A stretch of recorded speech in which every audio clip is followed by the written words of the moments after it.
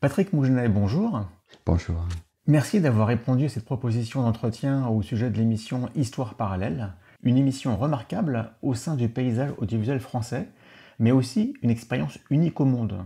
De 1989 à 2001, pendant 12 années sur la 7 puis sur Arte, en 630 émissions d'une heure, chaque semaine, deux historiens analysaient l'actualité mondiale d'il y a 50 ans. Je tenais à avoir votre témoignage parce que vous n'êtes pas un téléspectateur ordinaire. Vous utilisez aussi Histoire parallèle dans votre profession, qui n'est pas une profession d'historien. Oui, alors au moment où a démarré Histoire parallèle, j'étais étudiant. Ensuite, j'ai eu le concours d'enseignement et je me suis servi de quelques numéros d'émission auprès de mes élèves, mais surtout auprès de collègues. C'est-à-dire que très vite, je suis devenu formateur avec une réflexion menée sur les images, les problèmes que posaient les images de toutes sortes, de toute nature, dans l'emploi auprès de mes élèves. Et surtout, j'avais ressenti un peu la peur des collègues d'utiliser des images en mouvement. Peut-être que l'émission Propaganda, moi qui m'avait absolument fasciné lorsque j'étais étudiant en 89, a peut-être désarçonné pas mal de collègues qui se sentaient beaucoup plus à l'aise sur un type d'émission, un petit montage classique avec une voix off qui apportait de l'information et en fait l'image ne faisait qu'illustrer le discours savant qu'ensuite on reprenait avec les élèves et que bien souvent on remettait en note. Et du coup c'est vrai que comment dire, la réflexion des élèves était pas basique, mais c'était juste du prélèvement d'informations et non pas une interrogation sur la source image qu'ils avaient vue. Donc vous êtes professeur d'histoire, Oui, je suis important de professeur d'histoire, préciser. oui. Et en tant que téléspectateur, avant d'avoir enseigné, Oui. quel était votre ressenti par rapport à l'émission? Alors, c'est très particulier parce que ça passait le samedi soir, cette émission. Les samedis étudiants, j'ai raté la première année, hein, c'est-à-dire 1939, même jusqu'en 1940. La toute première émission que j'ai enregistrée, c'est celle concernant Montoire, en octobre 1940. Et je regardais, il m'était arrivé de regarder auparavant une fois ou deux. Je trouvais le concept riche, je trouvais Ferro extrêmement intéressant. Et la juxtaposition de ces images qui faisait naître beaucoup de questionnements, elle ne m'intéressait pas très vite en tant que spectateur, mais avec une démarche réflexive. Qu'est-ce que je peux faire de ça avec mes élèves? Qu'est-ce que je peux faire de ça avec mes collègues? Donc j'ai une expérience téléspectatorielle quasi nulle, puisque très vite, à partir d'octobre 1940, c'est plutôt des enregistrements auxquels je procédais avec un magnétoscope, ce qui fait que je voyais assez rarement en direct, mais plutôt en différé. Donc je n'avais pas peut-être cette espèce d'attente que j'ai entendue ou lue de la part de spectateurs qui disaient bah voilà, on revit à 50 ans d'écart ce que nous avons vécu, qui s'impatientaient de voir ce qui se passait la semaine suivante. Moi pas. Je m'impatientais plutôt de voir des thématiques que je pouvais récupérer en classe. Et tout de suite, j'ai vu une limite, c'est que le programme en classe sur la Seconde Guerre mondiale, il est plutôt centré sur... enfin, il y a eu plusieurs refontes de programmes, etc. Mais c'était centré sur la participation de la France. Et bon, dans l'utilisation qu'on peut faire des archives en classe et des passages de petites vidéos, la Seconde Guerre mondiale durait quoi? 2 semaines, 3 semaines maxi en cours. Donc je passais 1, 2 extraits, pas plus. Effectivement, comme l'émission était diffusée chaque semaine en évoquant 50 ans auparavant l'actualité, l'émission a abordé la guerre pendant 5 ans en fait. Oui. Et c'était pas du tout le même rythme, effectivement, que le rythme. Ah, on a une temporalité complètement différente, hein, complètement différente. Donc l'idée, c'était de capitaliser au fur et à mesure qu'on enregistrait les émissions, pour voir ce que je pourrais en faire l'année suivante, etc. Et encore, hein, je dois plutôt à Yann Lagadec, hein, qui était étudiant avec moi, qui est maître de conférence à Rennes 2 aujourd'hui, qui a le premier enregistré de façon quasi systématique l'émission à partir de 1943, 1943-1993. En fait, nous étions étudiants auparavant, donc nous avions des problèmes de matérialité toute bête, pas forcément de téléviseur, pas de magnétoscope, pas d'argent pour acheter des cassettes VHS et enregistrer. Et on a eu le concours tous les deux en 93, et ça n'est qu'à partir de là, en fait, c'est très prosaïque, hein, qu'on a enregistré les émissions. Yann en a enregistré 70, essentiellement autour de l'année second semestre 43 jusqu'à la fin du premier semestre 45. Et moi, j'aimais les émissions problématisées, les émissions thématiques, donc la quarantaine, 42 je crois, émissions que j'ai enregistrées, c'était sur l'après-guerre de 46 à 51. Oui, il faut rappeler que Histoire parallèle a vécu deux périodes. Ouais. Une première période où il y avait le fil rouge de la guerre qui réunissait chacune des émissions. Et après 45, les émissions ont commencé à devenir thématiques, à ne plus suivre l'actualité vraiment semaine après semaine, et à plus aborder des thèmes. Ça pouvait être la mode, ça pouvait être le colonialisme. Oui, et d'autant que ça me parlait davantage, puisque si on reprend la méthodologie de Marc Ferraud, de Pierre Sorlin, c'est bien, surtout de Ferraud, de confronter, lui préférait le terme d'histoire plurielle à histoire parallèle, c'est de confronter ces images d'archives brutes à d'autres documents écrits. Mais moi je trouvais dès le départ que c'était intéressant de les confronter à d'autres documents iconographiques. Et ça, c'est quelque chose qui a été peu fait, de le confronter par exemple à tout l'univers visuel des expositions, des affiches, des cartes postales, etc. Et ça a été assez peu fait. L'idée était vraiment, j'ai une archive filmique, eh bien très bien, cette archive filmique, je vais la confronter aux archives écrites. Et on oubliait là parfois la dimension iconographique qui permettait de mettre en place une sorte d'histoire du visuel. Je pense à Montoire en octobre 1940. Moi j'étais parti de là avec une classe de première de faire une enquête iconographique. Et cette enquête iconographique, elle prenait sens évidemment dans la poignée de main filmée des actualités françaises.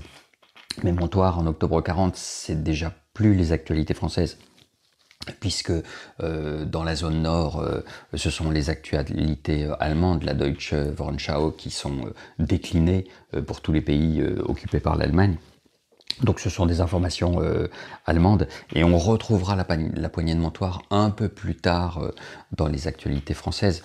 Montoire, c'est octobre 1940, Hitler qui décide de se rendre en Espagne pour visiter Franco, et Pierre Laval et le maréchal Pétain sollicitent une entrevue brève qui va se dérouler à Montoire, juste à proximité de la ligne de démarcation entre la zone nord et la zone sud, et ce qui, bien des années après, en particulier dans d'ailleurs les actualités filmées de 1945, est revu comme un scandale. Hitler serre la main à Philippe Pétain, maréchal de France, qui est devenu chef de l'État français entre-temps, le 20 juillet 1940. Et cette poignée de main de Montoire, elle est le symbole de la collaboration entre la France et l'Allemagne, la politique de collaboration que mène Pétain désormais. Et ce qui m'intéressait là, justement, c'était l'écho iconographique qu'avait cette poignée de Montoire. cette poignée de main, pardon, à Montoire.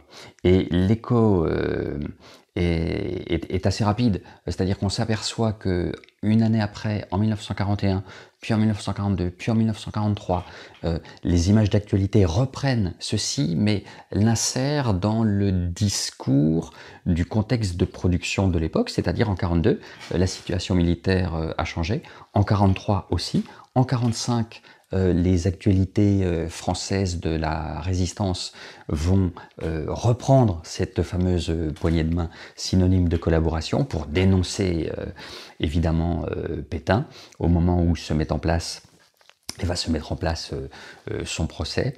Et tout au long de l'histoire, jusque dans les années 60, il y a eu des productions comme cela d'iconographie, d'affiches, de caricatures, de dessins de presse qui revisitaient cette poignée de main. Et c'est vraiment intéressant parce que cette poignée de main à Montoire entre Philippe Pétain et Adolf Hitler, elle a été saisie par... enfin, elle a été saisie, en réalité non. Et elle a été connue à travers ces actualités filmées, mais il se trouve que l'opérateur des actualités filmées se trouve du mauvais côté et on voit un geste, mais on ne voit pas la poignée de main. Et en revanche, un opérateur photographique, cette fois, a bien photographié la poignée de main. C'est assez amusant, comme des symboles comme ceux-là qui sont nés d'un visionnement. Cette fois, on peut dire oui que les Français ont découvert dès octobre 1940 que Philippe Pétain a serré la main à Adolf Hitler, tout en tenant un autre discours par ailleurs auprès d'eux. On pourrait croire que c'est une mise en scène de la part des autorités nazies, mais ça n'est pas le cas. Hitler n'avait aucune volonté de passer, de voir et de faire une entrevue avec le maréchal Pétain. Hitler se rendait en Espagne. Et c'est lorsque cela a été connu que Laval et Pétain ont tenté d'organiser, Laval en particulier, cette rencontre à Montoire. Et c'est assez amusant parce que, dans le fond, si on regarde les actualités allemandes, Montoire n'est passé que 2 secondes, c'est-à-dire que ça n'intéressait pas plus les Allemands que cela. Et dans les actualités allemandes de la Deutsche Wochenschau, alors je crois que c'est au mois de novembre, de mémoire, voilà, c'est juste une simple évocation sur un sujet qui traite en réalité du déplacement d'Adolf Hitler vers son allié, le général Franco, en Espagne. Donc c'est assez amusant de voir la dimension qu'a prise cette poignée de main en France, alors qu'en Allemagne, pas du tout. Comment ça se passait dans vos cours avec vos élèves? Alors concrètement, en début d'année, on fait une progression. Quel thème on va aborder, à quel moment, quel lien on fait entre nos thèmes d'histoire, de géographie, puisque on peut alterner. Et dès le début d'année, je cochais en histoire quel film j'allais utiliser. Film d'actualité, film documentaire, film de fiction, sur la Première Guerre mondiale, sur le fascisme, sur le nazisme, sur la Seconde Guerre mondiale, sur la guerre froide. Donc je cherchais un équilibre un peu entre les diverses natures d'images que je pouvais montrer à mes élèves. Jamais plus de 3-4 minutes, parce que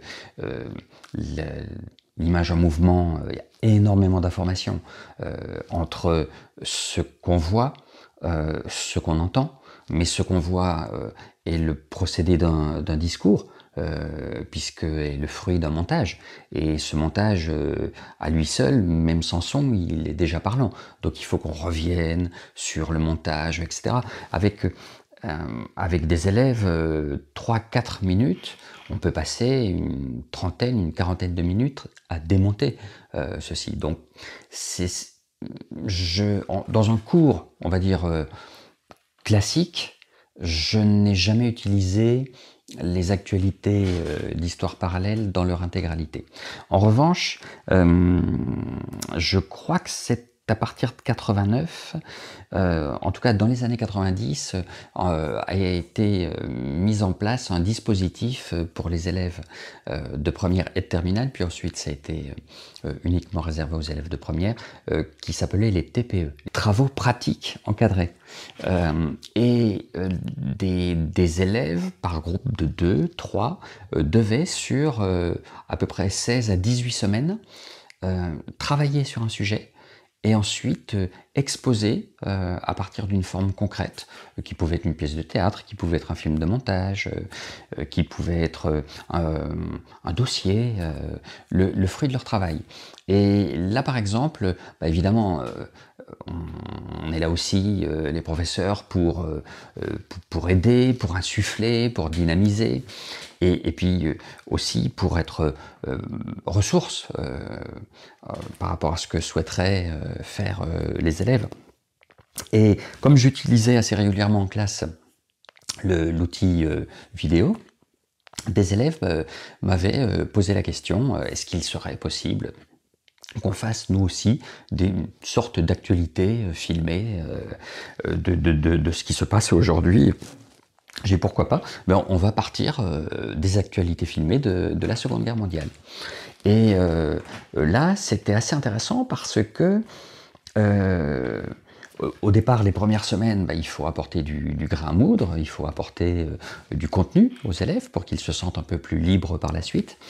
Et on a beaucoup travaillé sur les actualités filmées pour montrer que une même semaine, le discours, ou pas le discours, la simple mise en boîte de ces 15 minutes d'image chez les Japonais, chez les Allemands, chez les Français, chez les Soviétiques, était complètement différente. Et ça, je me souviens que ça les avait énormément interrogés, puisque cette fois, on regardait en intégralité, on avait vraiment le temps, c'était des séquences de 2 heures toutes les semaines, on avait vraiment du temps. Et par exemple, je me souviens de voir des élèves assez stupéfiés concernant les actualités allemandes, de voir la mise en scène, la dramatisation, le sens du montage, l'image propre, le rôle de la musique, l'utilisation du cadrage, et puis cette espèce de rythme qui va toujours de l'avant. Autrement dit, une sorte de mobilisation, parce qu'en fait les images montraient aux Allemands leurs avancées sur les différents fronts. Et cette avancée, elle se manifestait par une avancée à l'image. Alors, je crois me souvenir que l'avancée vers l'ouest se passait de la droite vers la gauche à l'image, et l'avancée vers l'Union soviétique de la droite de la gauche vers la droite, décidément. Ça doit être les temps actuels qui brouillent un peu les pistes. Et ça, les élèves l'avaient bien vu. Et ils avaient vu qu'il y avait très peu de sujets sur la vie quotidienne, et qu'en revanche, les actualités italiennes montraient beaucoup de sujets de la vie quotidienne, et assez peu de sujets sur les exploits sur le front. Encore fallait-il qu'il y ait des exploits sur le front à ce moment-là. Que les actualités japonaises montraient plutôt étaient très verticales. D'abord, toujours, on parlait de l'empereur, ensuite on parlait des décisions du gouvernement, ensuite on parlait des faits militaires.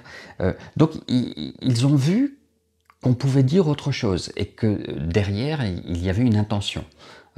Donc ça, c'était vraiment intéressant. Et ça avait donné lieu à un journal enregistré de la part des élèves, une quinzaine de minutes, donc c'était un gros boulot, avec beaucoup d'humour, et c'était chouette parce que c'était vraiment né du décryptage des actualités que là j'avais prises évidemment dans Histoire parallèle.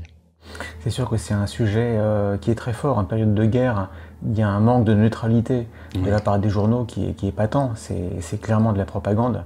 Et moi, ce qui m'avait frappé, c'était entre les actualités allemandes et les actualités soviétiques, la différence de traitement. Les Allemands qui étaient plutôt dans le journalisme et les Soviétiques qui étaient dans la romance, dans la personnalisation de tel soldat, on donne son nom. Et puis il y avait des musiques qui étaient dignes d'un film en fait. Oui, c'est vrai. Il y a l'école soviétique de cinéma. Les autorités ont fait appel à des gens comme Dziga Vertov, Roman Carmen aussi, qui est un grand photoreporter. Donc là, comment dire, il y avait un background théorique de théoriciens du cinéma qui était très présent. Le background théorique du cinéma allemand, il avait migré vers les États-Unis à ce moment-là. Mais je me souviens aussi, sur les actualités allemandes, était écrit, alors on ne personnalisait pas le combattant, mais on personnalisait les reporters de guerre. Et je me souviens de noms de reporters de guerre en disant voilà, ces images, ces prises de vue, on les doit à un tel, un tel, un tel. Et lorsque tel reporter mourait sur le front, on le précisait aussi dans les actualités allemandes. Ouais. Vous disiez que les cinéastes avaient migré aux États-Unis. Il y avait quand même des cas comme Leni Riefenstahl qui a fait des images très marquantes, qui elle est restée en Allemagne. Oui, c'est vrai. Et qui passait beaucoup aux actualités, notamment toutes les cérémonies à Nuremberg, les Jeux Olympiques. Enfin, c'est marquant. Oui, alors c'est particulier. Il y a un documentaire qui vient de sortir là, la semaine dernière sur Leni Riefenstahl à partir de ces 500 ou 600 cartons d'archives qu'elle a laissés. Et d'ailleurs, le documentaire est vraiment riche et intéressant parce qu'il n'a pas de parti pris. C'est vraiment à nous, spectateurs, de se dire, bon, voilà, c'est pas tout noir ou tout blanc. Et Leni Riefenstahl n'a jamais participé à la fabrication d'actualités, par exemple, filmées. C'était beaucoup de films sur la montagne, où elle mettait en exergue les corps, etc.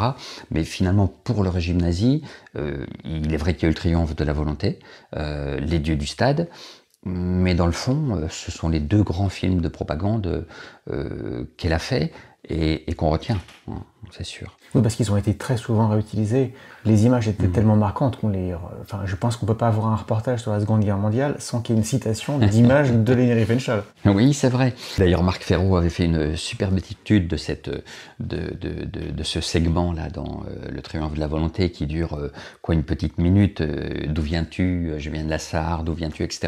Et ça, c'est un travail aussi que j'ai fait avec mes élèves qui était très sympathique puisque j'avais dessiné une carte de l'Allemagne et on replaçait au fur et à mesure les régions qui étaient citées dans le film, porté par la voix de jeunes soldats qui avaient en main des bêches d'ailleurs, et pas des armes, pour la symbolique de remettre l'Allemagne au travail, etc.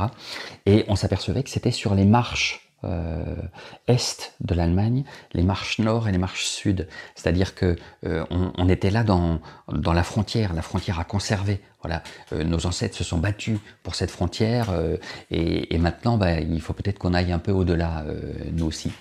Et c'est intéressant parce que, comme vous dites, la plupart des documentaires d'après-guerre ont repris ces images. Chaplin a repris ces images aussi pour faire le dictateur.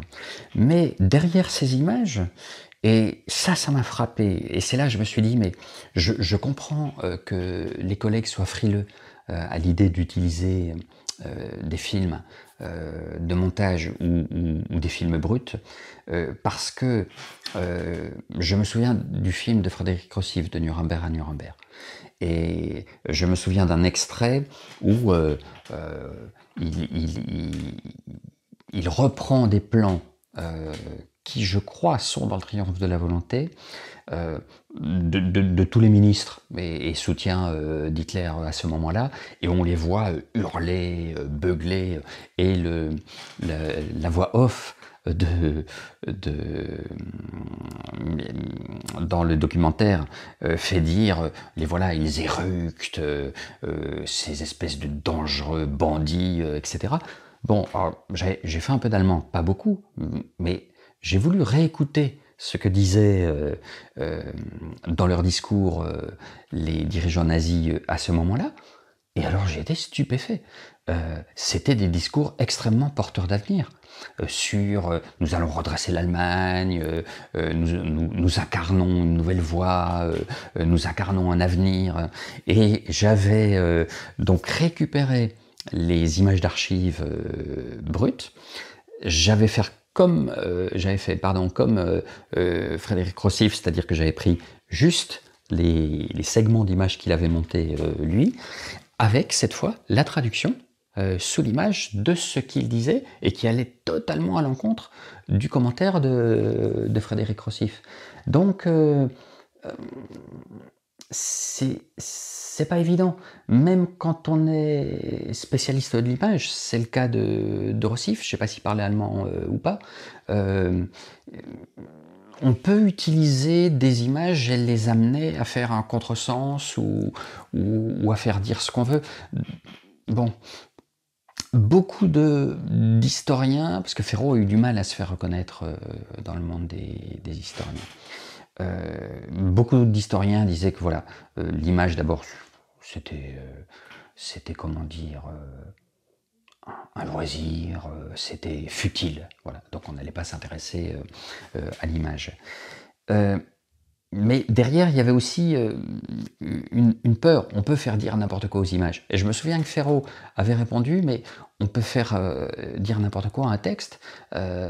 Et il avait écrit quelque part, prenez un texte de la Révolution française, mettez-le dans les mains d'Albert Soboul, mettez-le qui était un historien marxiste, mettez-le dans les mains de Pierre Gaxotte, qui était un historien de droite dans les années 30, bah, le même texte, ils vont en faire deux discours différents. Donc finalement, le procédé de montage qui existe avec les images, il existe aussi avec les textes. Maintenant, il y a un langage qui est universel et qu'il nous faut décrypter. Et cette fois, on parle technique, on parle cadre, on parle enchaînement, on parle d'effet Kuleshov, on parle de tout ça.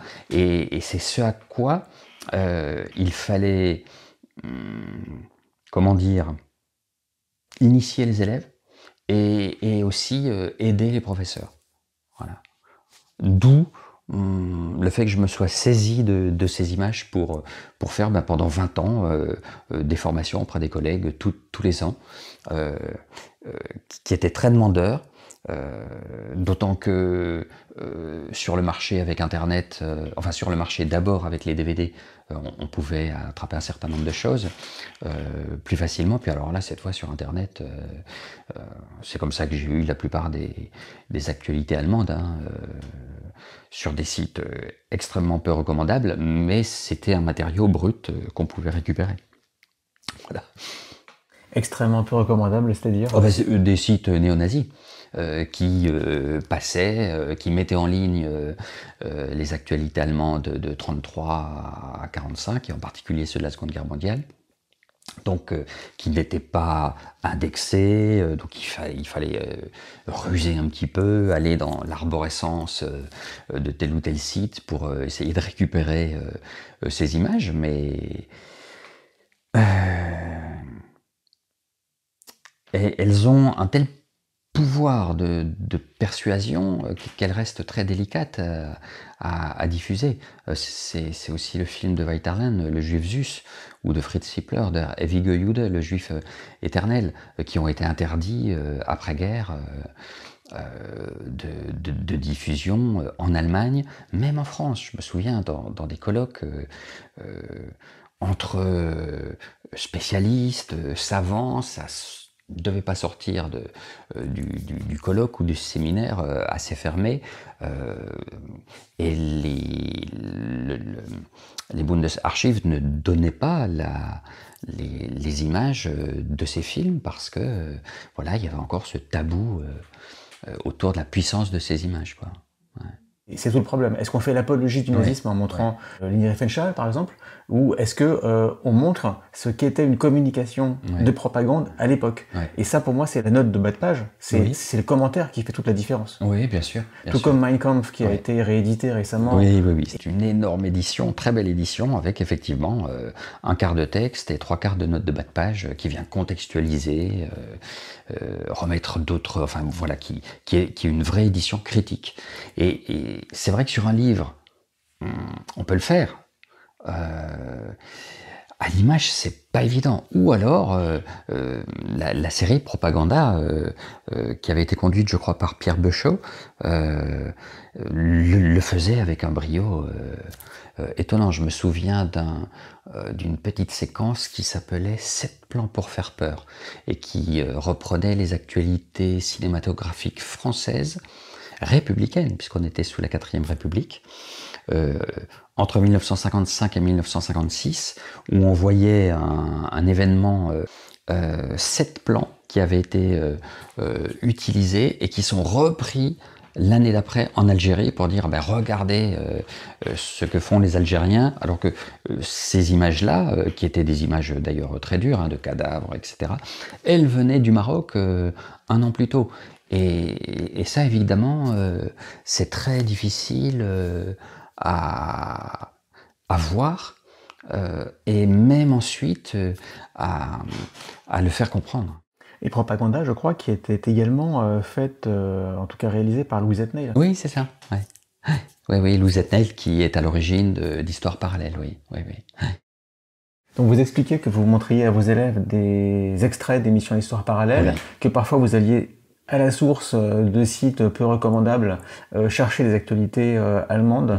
Il y a une difficulté à accéder à ces émissions-là, et notamment une difficulté à accéder aux émissions Histoire parallèle, qui n'ont jamais été rediffusées, et il n'y a pas, par exemple, sur le site de l'INA ou sur le site payant Madeleine, d'émissions qu'on puisse payer, même pour les consulter. C'est regrettable, parce que je pense que c'est Propaganda et Histoire parallèle qui ont infusé chez moi ce regard critique sur les images et qui m'a amené à me dire attention, il ne faut pas se faire piéger par les images, donc il faut les décrypter, et pour les décrypter, il faut s'en saisir, il faut les démonter, et il faut absolument partager le peu de méthodes qu'on ait pour enrichir la critique qu'on peut en faire, et mutuellement d'ailleurs, puisque dans les stages que j'organisais, j'ai commencé à organiser des stages à partir de 1999 seulement. Il restait plus que 2 ans d'histoire parallèle, 99, 2000, 2001, pour aller jusqu'à 1951. Donc ça marchait assez bien. Des collègues étaient venus enregistrer ces émissions, donc j'étais assez content. Et puis c'était l'époque où l'éducation nationale et surtout la formation avaient de l'importance. Et donc il y avait beaucoup de crédits consacrés à la formation des professeurs. Donc ce sont des stages que j'avais pu organiser en 2 ou 3 sessions. Donc la première session, j'apporte un maximum de choses. La deuxième session, je leur demande de regarder un numéro d'Histoire parallèle, celui qu'ils souhaitent retenir, de travailler dessus et de proposer eux-mêmes un questionnement. Donc ça avait bien fonctionné. Aujourd'hui, effectivement, c'est terrible qu'on ne puisse pas avoir accès à ces émissions, si ce n'est comme on le fait nous, c'est-à-dire des passionnés qui ont enregistré à un moment donné, qui font ce partage, mais qu'on ne trouve nulle part. Alors est-ce que ça poserait des problèmes de droit que de les mettre en ligne? Forcément. Est-ce que ça poserait des problèmes de droit pour les sociétés productrices de départ? Bon, en tout cas, c'est parfaitement regrettable. À titre personnel, je trouve regrettable, surtout pour les premières années, parce que dans la partie thématique d'histoire parallèle, comme cela a été expliqué par différents professionnels de l'émission que j'ai interviewé, il y a des problèmes de droit qui sont très complexes puisque ça dépend vraiment des émissions. Mais pour les premières, la première année, voire les premières années durant la Seconde Guerre mondiale, là c'est des sources d'archives qui sont très limitées. Ouais. La première année, je crois qu'il n'y a que la France et Et l'Allemagne. ouais, Donc c'est quand même assez restreint ouais, et ouais. le périmètre de négociation est limité. Oui, c'est On vrai. a même des professionnels qui ont conservé émission par émission le Mhm. nombre de minutages par archive qui sont déjà calculés. Ah oui, Donc ça ne semble pas insurmontable. oui, oui, oui, Voilà. oui. Très Oui, bien. il faut de la volonté peut-être. Et sinon, dans le cadre de votre métier de professeur Oui, d'histoire, là on parlait de la Seconde Guerre mondiale, mais oui. vous avez pris des sources dans d'autres guerres peut-être? Oui, en fait, j'ai démarré mes recherches universitaires en maîtrise puis en DEA sur la Première Guerre mondiale. Euh, et d'ailleurs, les actualités cinématographiques, je les prends dans une temporalité plus longue. En gros, depuis le premier journal Pathé en 1908 jusqu'à la fin des actualités françaises en 69, je crois. Et c'est d'ailleurs intéressant de poser des questions sur cette temporalité. Comment est-ce qu'on filmait la Première Guerre mondiale? Est-ce qu'on pouvait d'ailleurs filmer la Première Guerre mondiale? Est-ce qu'on pouvait filmer ce qui se passait sur le front? De comparer aux actualités de l'entre-deux-guerres, de comparer aux actualités de la Seconde Guerre mondiale aussi. Donc ça, dans une vue un petit peu chronologique, en donnant cette temporalité, c'est assez intéressant. Et oui, je travaillais sur la Première Guerre mondiale, donc là aussi sur les images d'actualité. Et alors, ces films d'actualité, tous, alors là, il faut se remettre dans le contexte de l'époque, hein, on n'est pas avec du matériel de caméraman 30 ans plus tard, hein, avec des caméras embarquées, etc. Là, on a un matériel qui se met sur trépied, qui pèse plus de 30 kilos, donc il faut choisir des endroits, on ne peut pas bouger, il faut changer les objectifs, autrement dit, de véritables assauts. Depuis la tranchée, on a découvert un assaut, c'est Laurent Verret, un historien du cinéma spécialiste de la Première Guerre mondiale, qui a trouvé un assaut qui paraît être à peu près filmé dans des conditions réelles. Il l'a trouvé il n'y a pas très longtemps, enfin il y a une dizaine d'années seulement. Tout le reste, ce sont des scènes reconstituées quelques kilomètres en arrière du front, là où on ne risque pas sa vie. Donc là aussi, c'était intéressant de se poser la question sur le statut du réel. Ce que je montre, est-ce la réalité et en même temps, se poser la question de la critique interne. Attention, là on nous montre cela, très bien. Où est posée la caméra pour filmer cela? Avec les élèves, hein, toujours. Hein. La caméra, elle est du côté des autres, des ennemis, puisqu'ils sont de face. C'est cohérent ça? C'est possible? Ben non. Et donc les élèves s'interrogent. Sur le moment, c'est formidable. Et puis, la sonnerie du cours, ça se termine, on va dans la cour, et puis on regarde des images complotistes et autres, et on a oublié la démarche critique qu'on avait quelques minutes avant. Donc bon, ça, ce sont de vrais plaisirs en classe, vraiment. De voir pétiller des moments comme ça de jaillissement dans les yeux des élèves, et bon, on espère toujours qu'il en reste quelque chose. Est-ce que vous faisiez appel au cinéma et non à l'actualité? Oui, au tout départ. En fait, je me suis mis dans les pas de Ferro, je pense, parce que Ferro a commencé avec des films de fiction, puis s'est intéressé aux actualités cinématographiques.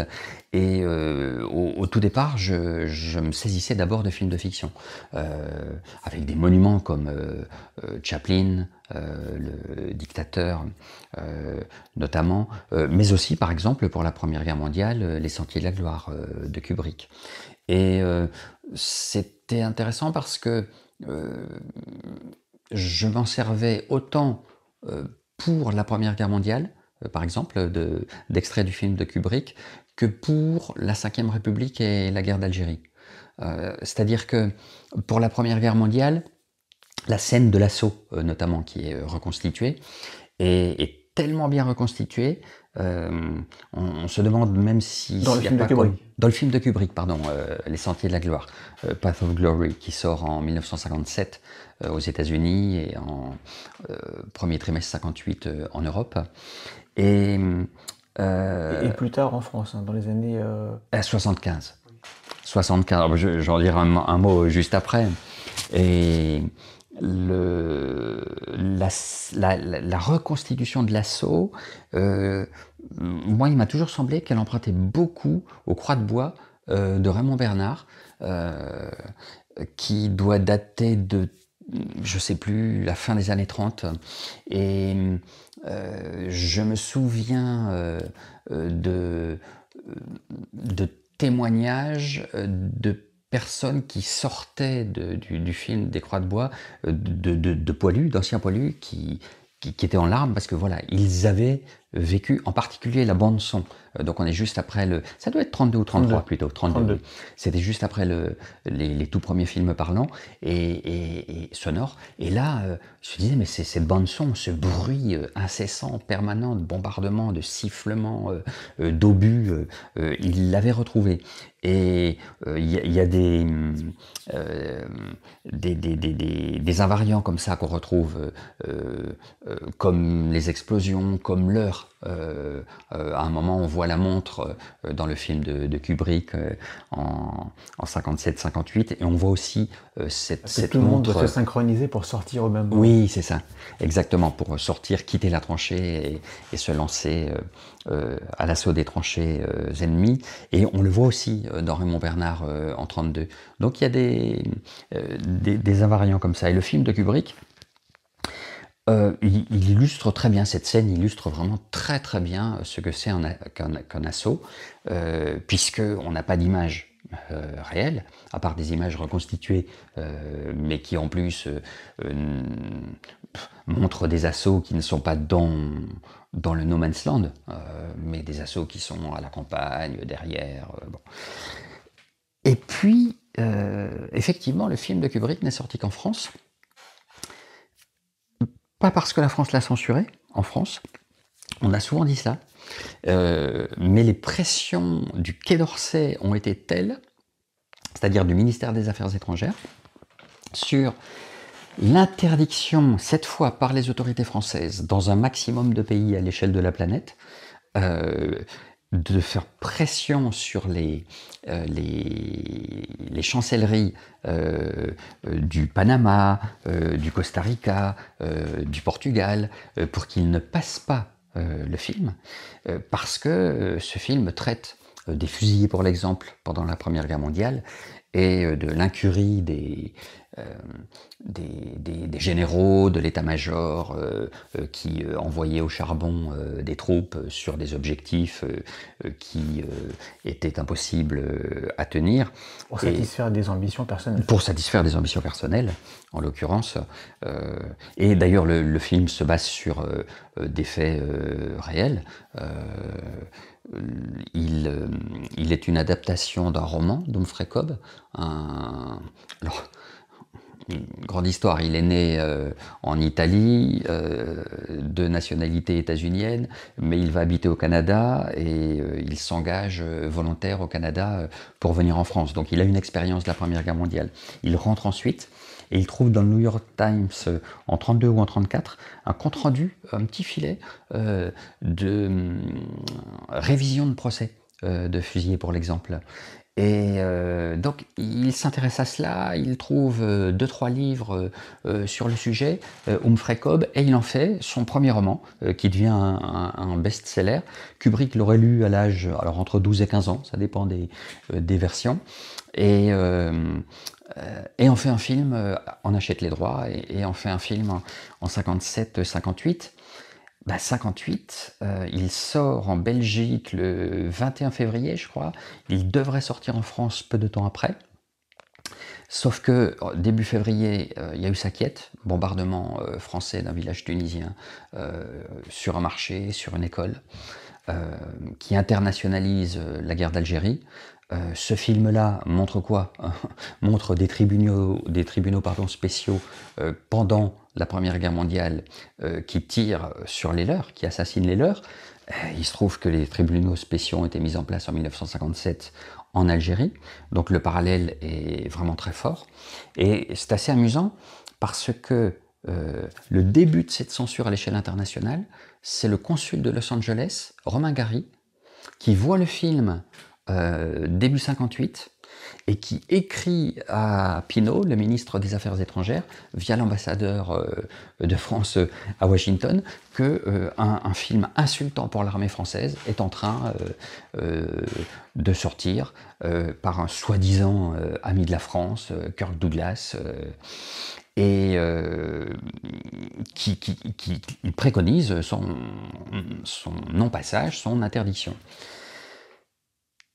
Beaucoup de problèmes se font autour de ce film à sa sortie en Belgique, à Bruxelles, avec des anciens combattants français, des anciens combattants belges qui en empêchent la diffusion, l'ambassade française qui n'est pas toute,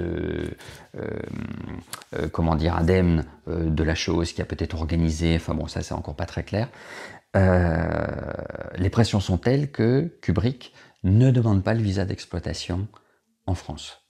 Et il ne le demandera qu'en 72. Et puis, je crois qu'il y avait un mauvais timing. Il ne sortira finalement qu'en 1975, après une deuxième demande. Mais il y a eu des interventions personnelles d'ambassadeurs qui ont réussi à le faire interdire, en Israël par exemple. Israël, à ce moment-là, a besoin des armes françaises. Donc fait plaisir à son ami allié et empêche la diffusion du film. Il y a même des cas assez cocasses. Au Portugal, la censure, puisqu'il y a des comités de censure nationaux dans chaque État, le comité de censure demande à Kubrick de modifier une ou deux scènes, notamment celle avec le prêtre. Il y a un prêtre à un moment qui est censé accompagner dans la mort des fusillés pour l'exemple, et puis qui en fait est assez distant, donc ne donne pas une très belle image de l'Église. Et voilà, la censure portugaise demande de modifier un petit peu ça, de raccourcir la scène de la fusillade pour l'exemple. Le film est accepté. Entre-temps, dans la presse passe une annonce pour dire que le film va être projeté à Lisbonne et à Porto. L'ambassadeur de France voit ça dans la presse, il intervient immédiatement auprès du ministre de l'Intérieur portugais, qui intervient lui-même auprès de Salazar, et c'est Salazar en personne qui interdit la projection du film. Voilà. Alors que, paraît-il, Salazar s'est assez rarement mêlé de façon directe d'interdiction de diffusion. Donc voilà, c'est un film qui a connu une drôle d'histoire, Les Sentiers de la Gloire. Ouais. Est-ce que vous connaissez d'autres émissions, qui soient des émissions historiques, ou dans d'autres domaines en fait, qui pour vous seraient de même nature que Histoire parallèle? Alors, pas dans la longueur, hein, sur autant d'années, mais qui s'emparent d'une source et qui fait intervenir des spécialistes de nationalités différentes, même d'obédiences différentes. J'ai trouvé absolument passionnant une série de Jérôme Prieur et de Gérard Mordia, Corpus Christi. Ça doit dater aussi des années 1990, et puis ensuite, il me semble qu'ils ont continué sur deux autres sujets, mais la source, c'est la Bible, et qu'est-ce qu'on fait de cette Bible? Et on confronte des interprétations avec des chrétiens, avec des orthodoxes, avec des chrétiens romains, avec des musulmans, et c'est vraiment extrêmement intéressant, et c'est bâti absolument comme un thriller. C'est vraiment une très très belle émission. Il y a aussi une émission Oui. qui, elle, parle d'actualité, qui est née dans les années 90, qui était Arrêt sur Image. Enfin, qui est Ah oui. d'ailleurs Arrêt sur Image. Oui. Qui est aussi une très bonne école Oui. aux techniques de communication employées par les Oui. chaînes de télévision. Oui. Et c'est amusant, hein. Vous me posiez la question, là, c'était pas prévu, mais c'est Arrêt sur Image qui m'a poussé à utiliser les images d'actualité en classe. Mon tout premier poste, c'était dans une ZEP, un établissement assez difficile puisqu'il était classé 126e sur 127 dans le Pas-de-Calais en critères sociaux, donc qui était très très très difficile, le premier poste. Et les cours, c'est des conditions d'enseignement exécrables. Et je me souviens de la première fois où j'ai capté l'attention de la classe, mais toute l'heure, et c'était à propos d'images du Paris-Dakar, que j'avais repéré en regardant Arrêt sur image, que je regardais toutes les semaines à l'époque, je crois que c'était le dimanche midi. Et je prenais pour habitude, à ce moment-là, c'était au milieu des années 90, j'avais acheté 2 magnétoscopes et j'enregistrais le journal télévisé de la première chaîne et de la deuxième chaîne, de TF1 et de France 2. Et j'essayais de trouver un sujet similaire, je l'ai passé aux élèves et on voyait un petit peu le discours. Et c'est assez amusant, oui, c'est Arrêt sur image qui m'a peut-être mis le pied à l'étrier sur les images d'actualité. Il y avait une section qui s'appelait Classe Télé d'ailleurs, qui présentait des extraits, oui. Donc il y avait un professeur qui présentait l'extrait de télévision, et tout était filmé, et on voyait la réaction des élèves avec des questions. Je me demande s'il n'y avait pas Serge Tisseron qui était dedans. Ah, peut-être. On posait des questions aux élèves, et c'était frappant de voir que bon nombre d'élèves avaient un jugement extrêmement mature sur les images. Oui, c'est vrai. C'est vrai. Le questionnement et le regard qu'ils avaient étaient souvent très très pertinents. Oui. Et que pourriez-vous dire à un adolescent aujourd'hui à propos de cette émission, Histoire parallèle? Alors, pour l'inciter à la regarder, on pourrait partir d'aujourd'hui et de l'actualité, en disant, tiens, voilà, aux États-Unis, il y a une campagne électorale. Cette campagne électorale, elle a montré 2 discours totalement différents, celui de Trump et ses équipes, celui de Kamala Harris et ses équipes. On s'aperçoit très rapidement que on a droit à une bataille rangée. Regardez le même type de discours qui s'opposent face à face, avec des styles différents, pendant la Seconde Guerre mondiale. C'est une émission qui s'appelle Histoire parallèle. Je vous remercie pour votre témoignage. Merci à vous. Merci à vous.